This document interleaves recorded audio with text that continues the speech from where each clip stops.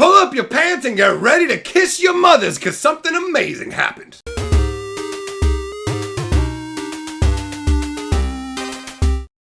Greetings, owners of fine luxury cardboard rectangles. Last night something truly wondrous happened. I was opening fan mail that was sent to me by an absolute baller. And inside that fan mail, not only were there some nice core 2019 booster packs, which I still have right here, all slap dappily do ready to go, but there was a special Perps special booster pack included.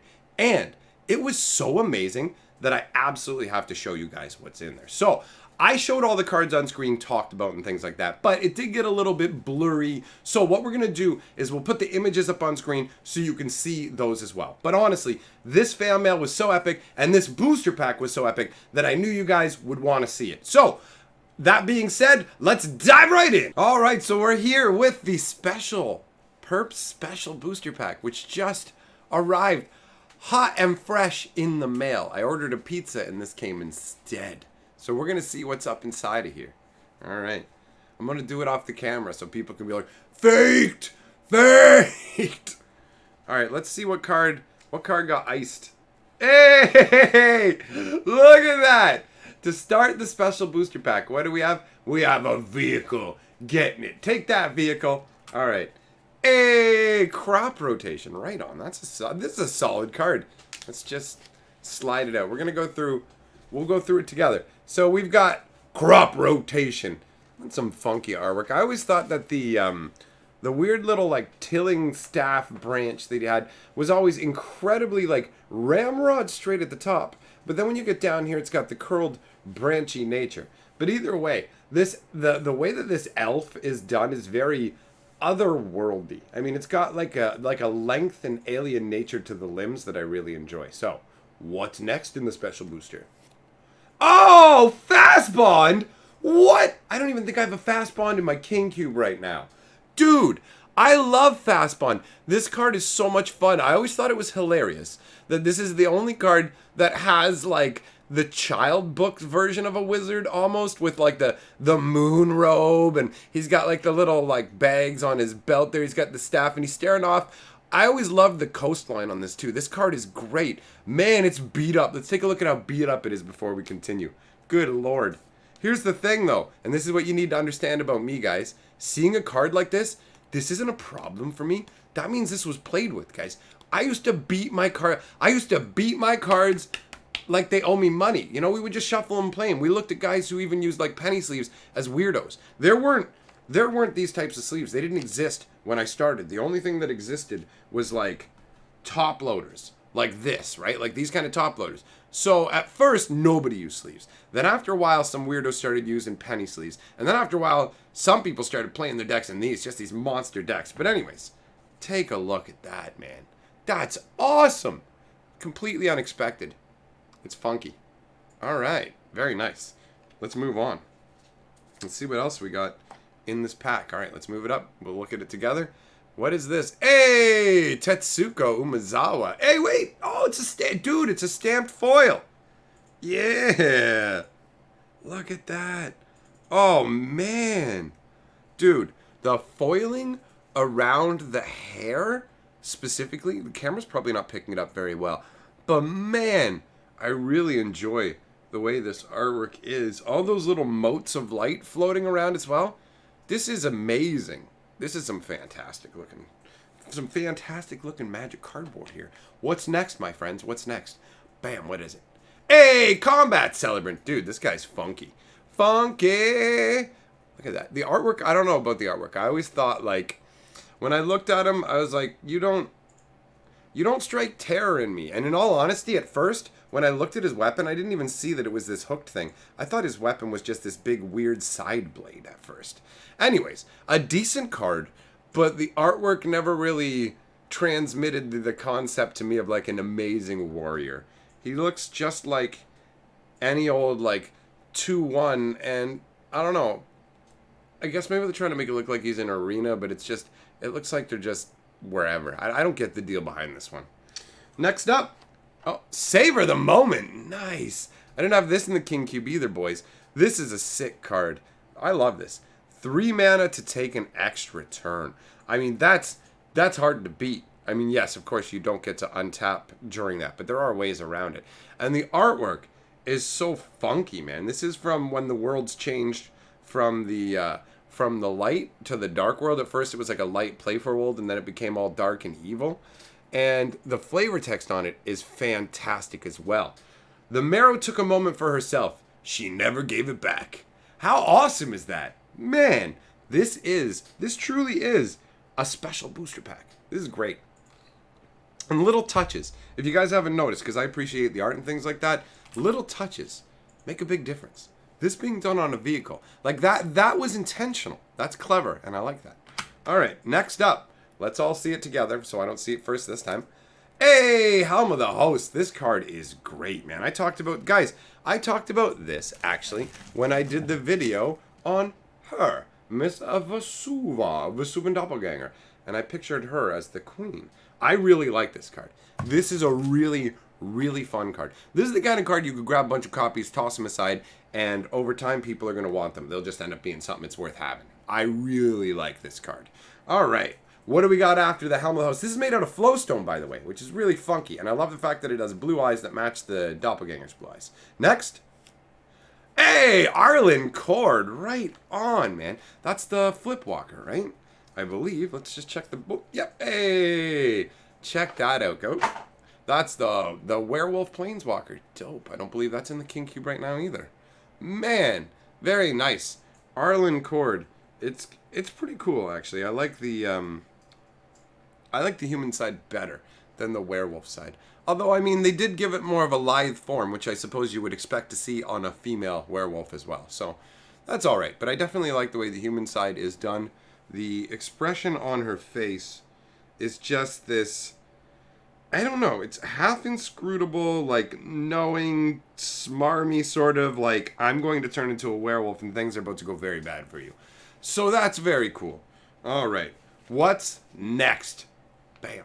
Oh, I did it. Oh, whoa! Whoa, Diddly McFiddly! Look at that! Chandra, Torch of Defiance. Yeah! I ended up getting rid of the ones that I had, so this is definitely not in the King Cube. I don't actually remember if she... Let's take a look at all of her abilities off the top of my head. Oh, yeah. She's got King Cube written all over her. Man, that artwork is intense, too. I love it. You look at her, and it's just all fire. Her hair aflame. 2 flaming, gigantic fists of pure fire. That's epic, man. Calling her the Torch of Defiance, and she's lit more like Bonfire of Defiance. Okay. What do we have next? What do we have next? Whoop. Hey, Coat of Arms, right on. This is from... What printing is this? This is from one of those Planeswalker decks, perhaps? Or the Duels decks? It's got the M circle. I'll have to double check. Coat of Arms, guys. This is the original tribal artifact. Old school, like, oh, I'm playing slivers or goblins or whatever. You want to get yourself a Coat of Arms. This thing is nuts. +1/+1 for each creature on the battlefield that shares a type. Like, basically, however many of each of these creatures have, they're all going to boost each other up to insane proportions. I love it. The flavor text. A banner for bonds of blood or belief. For me, the flavor text never did much, but I love the artwork. It's very... It feels orky, goblin-y kind of. I enjoy it. Hey, Patriarch's Bidding! This is a fun card, guys. This is, each player chooses a creature type and returns all creature types of the chosen type from the graveyard to play. So this is another dope tribal card where basically, you can use it to bring your entire army back. Like, if you want to play a strategy where you slap all creatures of a creature type into the graveyard, then you can totally do that. It's really cool that way. And the artwork is funky with all the tentacles rising up in front of the Patriarch. And the Patriarch looks better from behind, because from the front he looks kind of goofy in my opinion. So this is an alright piece of artwork. I like it. You can definitely tell what's going on here. And family plots are so convenient. Ugh. Alright. Hey, combustible Gearhulk. Beefy Gearhulk for the King Cube. I love the Gearhulks, man. They're very cool. These gigantic artifact constructs that all have, like, people represented in them to give a sense of scale, and they're shown in different places depending on what the Gearhulk's abilities are. This thing looks absolutely unstoppable, my friends. Unstoppable. This is an epic pack. What's the next card? I'm wondering. Are you wondering? Whoop. Hey, Garuk! Nice to see you, pal. Nice to see you. Which, Garuk Caller of Beasts. Reveal the top 5 cards. Oh, yeah. Oh, too bad his emblem ability has a tutor ability, which totally makes him ineligible for the King Cube, as there are no search effects in the King Cube. However, it's good to see this beef boy back. I miss Garuk. I thought that they did what they did with Garuk and Liliana, where he got tainted by the chain veil and became green-black, was really, really flavorful and really cool. And I'm really unhappy that they've never brought Garuk back. I think it'd be a cool character to explore that story, having him chase down Liliana to free himself of that curse. Really dope. Now, this is obviously an amazing score as well. Next up, bam. Oh, what, dudes? Look at that. Look at that miscut. Oh, man, let's take it out. Dude, look at that. Look, it's showing. Look, you can see another card down at the. Look. You can see another card down at the bottom. You can see the red of another card. You can see the alignment dots down here. The top of this card is sheared off. So dope. And it's an Avacyn's Pilgrim, which is actually a decent creature. 1 mana for a 1/1, 1 white. I would call it a mana elf, but this is a human monk. They used to always just make them elves. So anyways, to me, this is a 1/1 mana elf that makes white. But obviously, if you're talking tribal, that don't count. Now, what's the flavor text on this guy? Avacyn's protection is everywhere. From the Holy Church to the Sacred Glade, all you see is under her blessed watch. Honestly, though, the artwork is very evocative. The contrast of the pilgrim's, like, white, pale, like, just bare scalp against the dark cloak and the dark background. And the light that's coming off of his staff is like a light in the darkness. But it can't illuminate very much. Like, it's obviously a beacon in the dark, but it's a small one, and it shows that the world is shrouded in darkness, and that religion doesn't have much power. Transmitted very well. What an amazing miscut. And look at that. Oh yeah, you can even see a little bit on the bottom here of the next card too on the back. That's amazing. Dude, what a sick misprint. There's one more card, boys. One more card. Let's see what it is. Whoop. What the? Alright. Oh, wait. Are there 2 cards? Whoop. Okay, you guys can see the Rootbound Crag. Very cool. I'm not going to show you this. Let me just put this one down. This is M13 Rootbound Crag.